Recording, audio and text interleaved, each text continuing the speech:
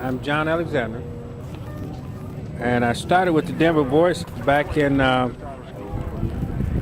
2008, September 26th. So it's going on about 3 years now.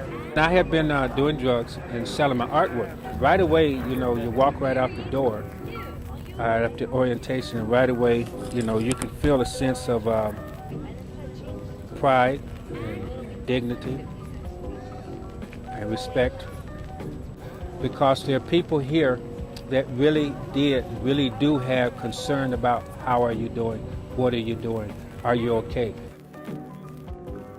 When I first got involved in the paper, I was doing really poorly professionally, like in my career. I was working for a company that was bouncing payroll checks, and I was 2 months behind on every bill that I had. And I was 2 months behind on my mortgage. I had a one-bedroom condo rental property. I was 2 months behind on it. I was 2 months behind on my visa bill. I used to go to the Holy Ghost Catholic Church every day for lunch, and I would pray for help. And it's kind of sad because what I was praying for was money. I was praying for economic salvation. I first got involved in the paper because I thought that the community needed to be aware of laws that were being passed, make it illegal to be homeless.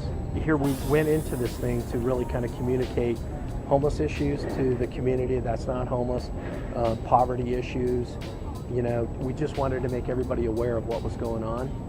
That was our number one mission. And what ended up being born out of this was this really beautiful job program. Today's annual operating budget is $300,000.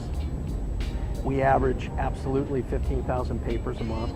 So, and $2 a paper, that's $360,000, 16,000 papers, that's $384,000.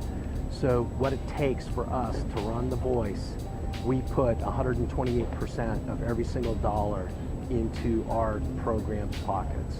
What I like about the Denver Voice that makes it unique, I believe, is that element of it's helping people help themselves. So it's, our goal is to get away from the notion of a charity versus even the notion of a nonprofit to ideally shifting to an element of a socially conscious, self-sustaining enterprise. Really the vendor connection that really makes this distinct. Part of what we're doing in the program around the paper is not only to give people this economic tool, but to give them the internal tools to be able to do it. Being blessed, this is where I am now, and I am clean or away from the drugs. It's a big family, and they've all had a great hand in where I'm at today.